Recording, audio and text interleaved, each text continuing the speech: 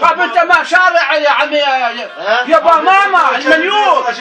يا با ماما ولك انت تعال شيء احنا ولاد الملحه ولك احترق بيها واحترق خير ولك والله ومان الله بشرفي وبعرضي اذا اكون عندي شلحان ابونا وضربت زين حتى لو اوذب عليكم بشرفي نجيب صوالح ما تيران السامنه وبرايه العباس ومتكون الخلي كم طياره توصل الى اماكن بالصحراء وبشرفي الله اعبر للخامنئي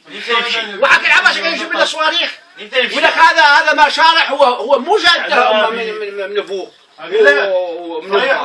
ويكون ما شوارع امريكان ما شوارع نيشن طب النيشن يقول لك انت تحب ماما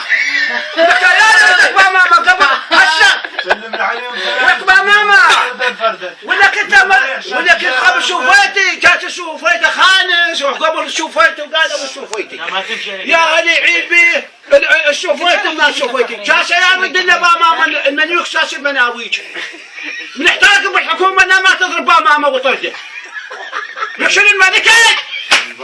ولك انت ولك احترق بيا ولك رفوق وقاعدين العبادي شلون يحكي ولك العبادي يسوي ولك ماكو جميع السحر طيب واللي فوق بجو ولك خلينا نمشي دخلت حسن بحط لا قاعد استنى استنى ولا بالحساب لك انت شكا والله ما حد ما يرضى الله لك حسين موت الله احترق اشوف والدي اللي موت الله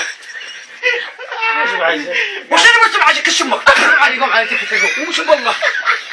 وكلام الله والله مو زين مستمتعين ولا الحسام حق الحسين ابو جهل ويجون بي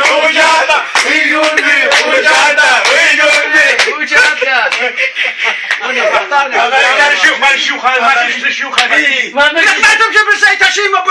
وشان اصوات ذنب ولك انت اليوم حدث على النخال انت وسيد عباس وشمس ولا كيف زايد احتم على ابو شيطان لا وكل سيد ما ماشي العرك هو وين تولوا انتوا هذا الخصي بحاول قاعدين هنا يغضون رواتب ولا قاعدين برافع وشرف محمد وقحتم شلايه